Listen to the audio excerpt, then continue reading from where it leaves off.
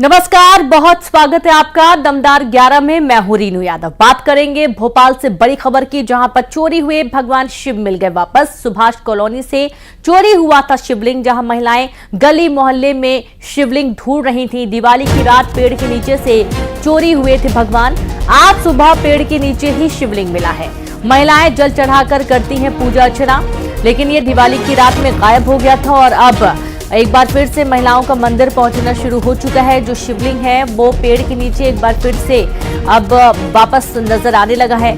अब पेड़ के नीचे शिवलिंग की चोरी हो गई थी। हालांकि ये अचानक से जब सुबह लोगों ने देखा तो पूजा पाठ का दौर भी शुरू हो गया। बड़ी संख्या में महिलाएं यहाँ पर पूजा करने के लिए आमतौर पर आती हैं और अब एक बार फिर से सुबह से ही मंदिर इस पेड़ के पास महिलाओं का तांता लगा हुआ है। पूजा करने के लिए महिलाएं बड़ी संख्या में पहुंच रही हैं। तो सुभाष कॉलोनी में पेड़ के नीचे से शिवलिंग चोरी हो गया था। दिवाली की रात ये चोरी हुआ था। संवाददाता बासु चौरे जुड़ गए हैं। बासु, क्या ये शिवलिंग वापस अपने स्थान पर खुद से आ गया या किसी ने रख दिया या कोई एक्शन लिया गया उसके तहत ये वापसी हुई है शिवलिंग की? निश्चित तौर पर देखिए, ये पूरा मामला जो है वो दिवाली रात का बताया जा रहा है। अशोका गार्डन थाना इलाके का ये मामला है, जहाँ पे सुभाष कॉलोनी में एक पेड़ के नीचे शिवलिंग रखा हुआ था। पेड़ के नीचे शिवलिंग की रोजाना जो कॉलोनी की रहने वाली महिलाएं हैं वो विधि विधान से पूजा करती थी, जल चढ़ाती थी और दिवाली की रात भी उसी तरीके से शिवलिंग का पूजन किया गया। चूंकि दिवाली की रात थी तो विशेष तौर पर वहां पर जो दिए और जो तमाम साज सज्जा है वो भी की गई थी। लेकिन दिवाली की रात किसी असामाजिक तत्व ने जो शिवलिंग है वो पेड़ के नीचे से उठा लिया और फिर लगातार 3-4 दिन तक जो शिवलिंग है वो गायब रहा। मोहल्ले के लोगों ने, महिलाओं ने भी शिवलिंग की खोजबीन की। पुलिस तक भी ये पूरा मामला पहुंचा। पुलिस भी शिवलिंग की जो खोज में लगी हुई थी और कल देर रात ये बात बताई जा रही है कि कल देर रात उसी स्थान पर जहां से शिवलिंग गायब हुआ था वहां पर शिवलिंग जो है वो वापस आज सुबह महिलाओं को, जब महिलाएं वहां पर पहुंची तो उनको मिला है। प्राथमिक तौर पर यह बताया जा रहा है कि जिन लोगों ने इस शिवलिंग को वहां से उठाया था, गायब किया था, उन्हीं लोगों ने वापस लाकर, उन्हीं असामाजिक आपराधिक तत्वों ने, बदमाशों ने शिवलिंग को वहां पे वापस रख दिया है। लिहाजा शिवलिंग के वापस आने से जो महिलाएं हैं, जो कॉलोनी के लोग हैं, वो काफी खुश है। लेकिन पुलिस इस बात की जांच में जरूर जुटी हुई है कि किसने शिवलिंग को गायब करा था और फिर वापस अब उसी स्थान पर रख दिया। यानी कि जिसने चोरी किया उसी ने वापस भी रख दिया है। बहुत शुक्रिया आपका वासु, तमाम जानकारी साझा करने के लिए। और इस तरीके से शिवलिंग की चोरी हुई दिवाली की रात में, लेकिन अब शिवलिंग अचानक से पेड़ के नीचे नजर आने लगा है। माना जा रहा है कि जिन्होंने चुराया था उन्होंने ही वापस रख दिया है। आगे बढ़ेंगे। इंदौर में महाकुंभ को लेकर जैन मुनि विनम्र सागर ने धीरेन्द्र शास्त्री के बयान का समर्थन किया है। जैन मुनि ने कहा कि धीरेन्द्र कृष्ण शास्त्री ने बिल्कुल सही कहा है। मेरे अंगने में तुम्हारा क्या काम है? महाकुंभ में हिंसक लोगों की दुकान की क्या जरूरत है? जो लोग गंगा, शिव भगवान और राम को नहीं मानते उनका कुंभ में क्या काम है? वी हिंदू बाय हिंदू, हर हिंदू को इसको अपना समर्थन देना चाहिए। और सरकार से जैन संत ने महाकुंभ में गैर हिंदू की दुकानों को लेकर छन्ना लगाने की मांग की है। और साथ ही उन्होंने कहा कि इसकी शुरुआत धीरेन्द्र कृष्ण शास्त्री महाराज ने की है और हम इनके साथ हैं। घोषणा कर दी कि क्या कर दी घोषणा? उन्होंने कह दी कि महाकुंभ में मेरे अंगने में तुम्हारा क्या काम है। हरिद्वार वालों के लिए कह दिया कि भैया, जो तुम हमारे भगवान को नहीं मानते, हमारी नर्मदा को नहीं मानते, हमारी गंगा को नहीं मानते, हमारे महाशिव को नहीं मानते, तो भी तुम हमारे अंगने में आते क्यों? एक तरीके से देखा जाए तो ये भी एक धीरेन्द्र शास्त्री जी की एक इमोशनल लाइफ है। वो कहते हैं हम अहिंसक हैं तो अहिंसक लोगों के बीच में जी लेंगे। जिन लोगों को मांसाहार करने की आदत है वो उज्जैन और महाकाल की नगरी में जाकर के क्या करने वाले हैं? तो जिनको और संवाददाता मिथिलेश जुड़ गए। मिथिलेश, लगातार मांग उठ रही है कि जो कुंभ है उसमें गैर हिंदू का प्रवेश बैन होना चाहिए। अब धीरेन्द्र कृष्ण शास्त्री के बैन का समर्थन जैन मुनि विनम्र सागर जी भी कर रहे हैं। जी बिल्कुल, लगातार मांग उठ रही है कि महाकुंभ में गैर हिंदुओं के प्रवेश पर कोई तरीके से प्रतिबंध हो, उनकी दुकानें वहां पर नहीं हो। और इस बीच में इंदौर से जो जैन मुनि संत महाराज है विनम्र सागर जी, उनका एक बड़ा बयान आया। उन्होंने धीरेन्द्र कृष्ण शास्त्री को अपना समर्थन दिया। उन्होंने कहा है कि पंडित धीरेन्द्र कृष्ण शास्त्री ने बिल्कुल सही कहा है, वी हिंदू बाय हिंदू, हमारे अंगने में तुम्हारा क्या काम है। उन्होंने एक बड़ी बात उन्होंने कही है कि हरिद्वार वालों का महाकुंभ के अंदर क्या काम है। है? जो लोग भगवान शिव को नहीं मानते, जो लोग गंगा को नहीं मानते, जो लोग प्रभु श्री राम को नहीं मानते हैं, तो उनका महाकुंभ के अंदर क्या काम है? और इसके साथ साथ उन्होंने सरकार से एक मांग की है कि उन्हें इसके लिए एक फिल्टर लगाना चाहिए। उन्होंने कहा एक छोटा सा भी अगर फिल्टर लगा दिया जाए कि गैर हिंदुओं को वहां पे दुकान नहीं दिया जाए, जो हिंसक, उन्होंने बड़ा बयान दिया कि जो लोग हिंसक हैं वो सीधी सीधी बात कहते हुए नजर आए कि हिंसक लोगों को दुकान नहीं देना चाहिए, हम लोग जो है सीधे साधे लोग हैं, अहिंसक लोग हैं और अपने बीच जी लेंगे। इस तरीके का उन्होंने बड़ा बयान दिया है। इंदौर के तिलक नगर में इस वक्त उनका प्रवचन चल रहा है, जहां पर उन्होंने खुलकर मंच से अपनी बात रखी है। उन्होंने कहा है कि दिनेंद्र कृष्ण शास्त्री के साथ जैन समाज है, दिनेंद्र कृष्ण शास्त्री के साथ में जैन संत है। इसके पहले भी इंदौर में उन्होंने अश्लीलता को लेकर, पुअर्ता, ड्रग्स, तमाम चीजों को लेकर खुलकर अपना बयान दिया था और अक्सर अपने बयानों की वजह से वो चर्चाओं में रहते हैं, सुर्खियों में रहते हैं। और इस बार बिनम सागर जी महाराज ने पंडित धीरेन्द्र कृष्ण शास्त्री के बयान को अपना समर्थन दिया और खासतौर पर उन्होंने कहा है कि बिल्कुल कुंभ के अंदर गैर हिंदुओं के प्रवेश पर पूरी तरीके से प्रतिबंध होना चाहिए। हर हिंदुओं को समर्थन देना चाहिए। वी हिंदू बाय हिंदू, हम हिंदू है और हिंदू से खरीदेंगे। बिल्कुल, बहुत शुक्रिया आपका मिथिलेश तमाम जानकारी साझा करने के लिए। और इस तरीके से ये एक बड़ा बयान जैन मुनि महाराज का भी सामने आ रहा है। आगे बढ़ेंगे। राजगढ़ में अब खाकी भी सुरक्षित नहीं है। अस्पताल में डॉक्टरों की सुरक्षा में तैनात एएसआई के साथ ही मारपीट हो गई। मरीज बनकर आए 4 युवकों ने एएसआई के साथ मारपीट की। मारपीट की घटना सीसीटीवी कैमरे में कैद हो गई।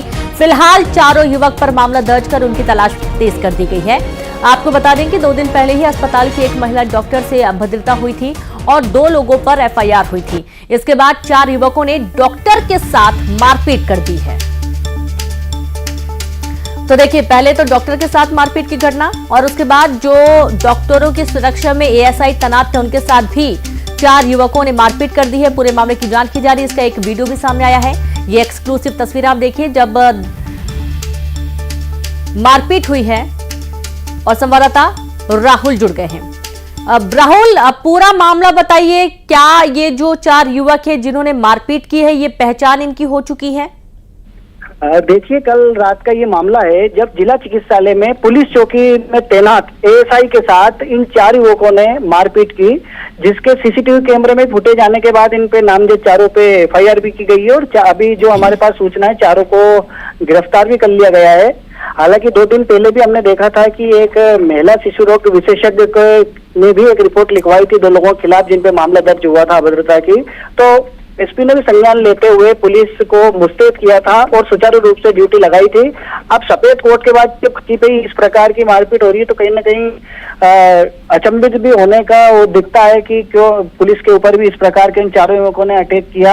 हालांकि 4 युवक इसके पहले भी थोड़ी देर पहले दिखाने के लिए आए थे, उसके बाद डबल वो पहुंचे थे और जब डॉक्टर से बात कर रहे थे तो उसी दौरान इन एएसआई ने उनसे बोला कि ये डॉक्टर हैं, आप इनसे बहस क्यों कर रहे हैं। तो 4 युवकों उसी दौरान इनकी ओर डाइवर्ट हो गए और उन्होंने मारपीट शुरू कर दी। बिल्कुल, शुक्रिया आपका जानकारी के लिए राहुल। और इस तरीके से जो 4 युवक हैं ये पहचान कर लिए गए, हालांकि ये फरार हो गए हैं। अब इनकी तलाश भी की जा रही है।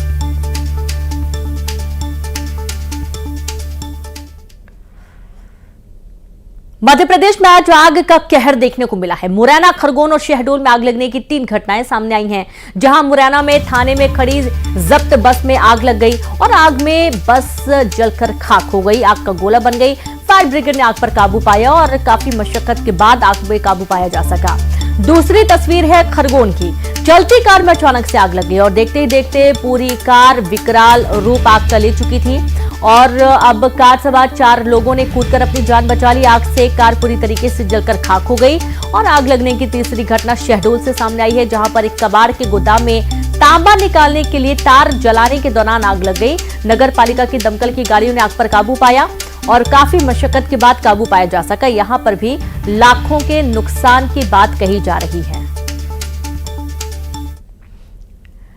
खरगोन में चलती कार में अचानक से आग लगने का मामला सामने आया, जहां देखते ही देखते आग ने विकराल रूप ले लिया और कार सवार 4 लोगों ने कूदकर अपनी जान बचाई। आग से कार पूरी तरीके से जलकर खाक हो चुकी है। आग लगने के कारणों का खुलासा नहीं हुआ है। बता दें कि कार सवार युवक ओमकारेश्वर से दर्शन कर सूरत जा रहे थे, जिस दौरान रास्ते में यह हादसा हुआ है। वहीं मुरैना में थाने में खड़ी जब्त बस में आग लग गई और आग में बस जलकर खाक हो गई। फायर ब्रिगेड ने आग पर काबू पाया। काफी मशक्कत के बाद काबू पाया जा सका। हालांकि पूरा मामला भी जांच का विषय है कि आखिरकार जब्त बस में आग लगी कैसे, क्योंकि ये तो चल भी नहीं रही थी और अचानक से इसमें धुआं उठने लगता है। मौके पर दमकल की गाड़ियां पहुंची और आग को बुझाने की कड़ी मशक्कत की गई।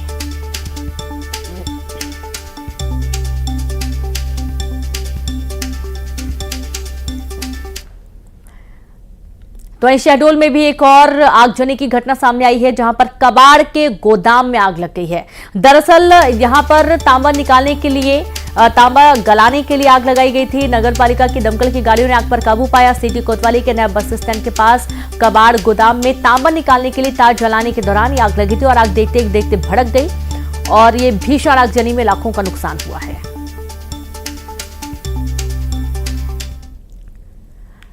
मध्य प्रदेश के बुधनी और विजयपुर में होने जा रहे 2 उपचुनाव को लेकर शिवराज सिंह चौहान ने कहा कि जनता हमारे लिए भगवान है और जनता हमारे साथ है। उन्होंने कहा है कि एमपी की सरकार प्रदेश को नई ऊंचाई पर ले जा रही है। मध्य प्रदेश की जनता बीजेपी के साथ है। हमने 35% आरक्षण महिलाओं को दिया है।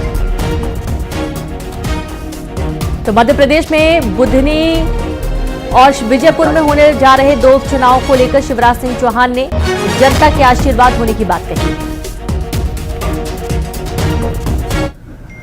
ऊंचाइयों पर ले जा रहे हैं, जन कल्याण का नया इतिहास रच रहे हैं।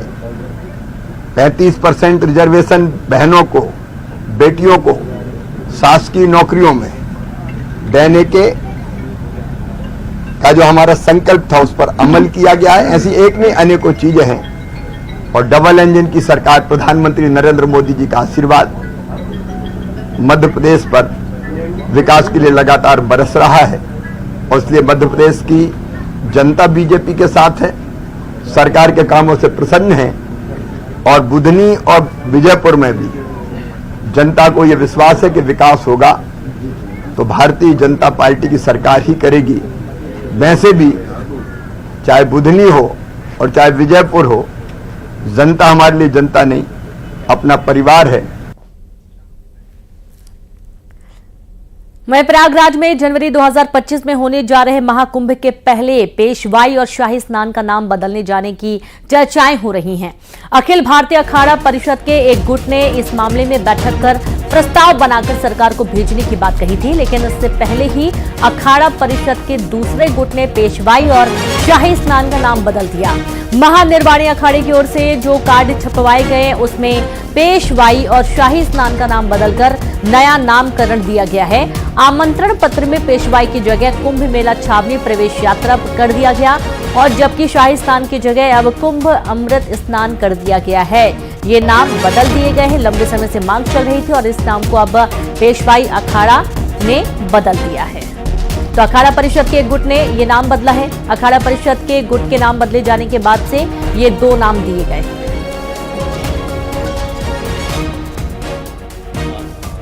आपसी सहमति और बातचीत करके हमारे अखाड़े में जो शाही पेशवाई की जगह कुंभ मेला प्रवेश शोभा यात्रा किया गया है और शाही स्नानों की जगह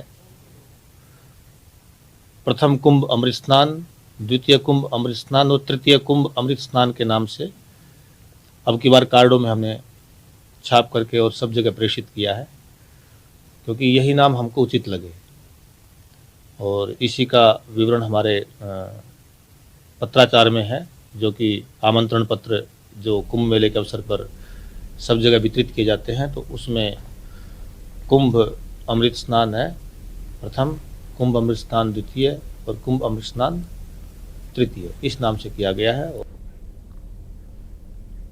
ग्वालियर में महाराष्ट्र के अकोला सांसद अनूप धोत्रे की पत्नी को उनकी ही फर्म के कर्मचारी ने सब कुछ बर्बाद करने की धमकी दी है। सांसद की पत्नी समीक्षा ग्वालियर में घाटगे उच्च शिक्षा समिति की चेयरमैन है और इस सोसाइटी के अंदर कई स्कूल, कॉलेज और अन्य संस्था चलती हैं।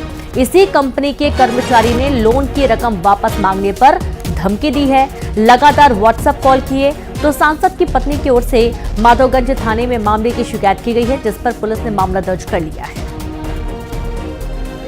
फरियादिया के द्वारा आकर के शिकायत दर्ज कराई गई है कि उसकी जो शैक्षणिक संस्था है उसमें कार्यरत है कि उसके ही व्यक्ति के द्वारा उसको जान से मारने की धमकी दी गई है और साथ ही कुछ अनर्गल मैसेज भी व्हाट्सएप के माध्यम से भेजे गए हैं। इस प्रकार की शिकायत पर, महिला की शिकायत पर हमने उचित धाराओं में जान से मारने की धमकी सहित अन्य धाराओं में मामला पंजीबद्ध करके विवेचना में लिया है। साथ ही युवक जो आरोपी युवक है उसको इसमें नोटिस दिया जाएगा। पन्ना में 2 दिन बाद तालाब से छात्र का शव बरामद हुआ है। पिता को सुसाइड नोट भेजकर छात्र ने तालाब में छलांग लगा दी। तो वहीं पुलिस और एसडीआरएफ की टीम लगातार 2 दिन से तलाश कर रही थी। पिता ने आरोप लगाते हुए कहा है कि कुछ दिनों से छात्र ईसाई धर्म की बातें कर रहा था। गॉड मेरे साथ है, मुझसे बातें करते हैं। वहीं पुलिस ने शव को पोस्टमार्टम कराकर परिजनों को सौंप दिया है।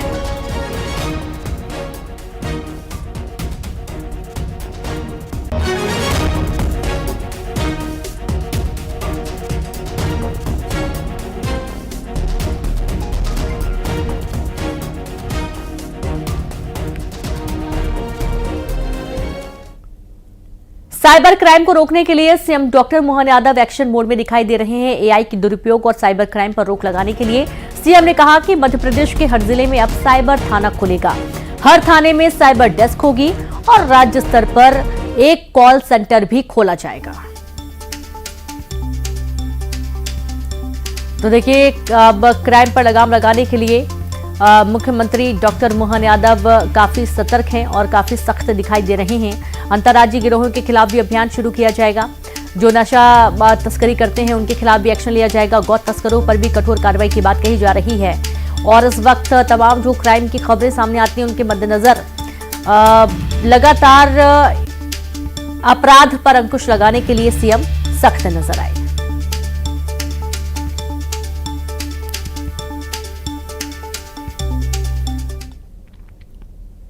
झारखंड और महाराष्ट्र में चुनाव प्रचार में जुटे शिवराज सिंह ने इंडिया गठबंधन पर हमला बोला है। इंडिया गठबंधन की गारंटी को झूठ का पुलिंदा बताते हुए उन्होंने कहा है कि गठबंधन ने 5 लाख सरकारी नौकरी नहीं दी, बेरोजगारों का भत्ता नहीं दिया, उनका एक भी पुराना वादा पूरा नहीं किया और इन पर जनता का भरोसा उठ चुका है। वहीं उन्होंने कहा कि बीजेपी की सरकारों ने अपने हर वादे को पूरा किया है। तो 17 वादे किए थे जेएमएम ने और 344 वादे किए थे कांग्रेस ने, एक पूरा नहीं किया 5 साल पहले। पुराने वादे पूरे किए नहीं, अब नए वादे लेके आ गए। इनकी गारंटी फुस्सी बम है जो कभी फूटती नहीं है और जनता को भरोसा नहीं है। भारतीय जनता पार्टी जो कहती है वो करती है। जशपुर में एक युवक ने गौवंश पर पेट्रोल डालकर आग लगा दी। गौवंश की टक्कर से बाइक गिर गई थी। गुस्से में आरोपी ने बाइक से पेट्रोल निकालकर गौवंश को आग लगा दिया। गौ सेवकों ने आग बुझाकर गौवंश को बचा लिया। आरोपी ने गौ सेवकों से गाली गलौज भी की। पुलिस ने आरोपी को गिरफ्तार कर लिया और देखिए कितना दुखद ये पूरा घटनाक्रम है। दरअसल गौवंश से टक्कर हो गई एक युवक की, वो बाइक में सवार था और इसी दौरान जो युवक था वो इतना ज्यादा आग बबूला हो गया कि उसने बाइक से पेट्रोल निकाला और गौवंश को आग लगा दिया। वहां पर गौ सेवकों ने तुरंत आग को बुझाया और हालांकि इस दौरान एक युवक के साथ, जो युवक आरोपी है उसके साथ गाली गलौज हुई और उसके बाद पुलिस ने आरोपी युवक को गिरफ्तार कर लिया। तो गौवंश के साथ बर्बरता, क्रूरता की ये तस्वीर सामने आई है। हालांकि यहाँ जो गौ सेवक थे उन्होंने मरहम पट्टी की और गनीमत ये रही कि मौजूद वहां पर लोगों ने इसे बचा लिया।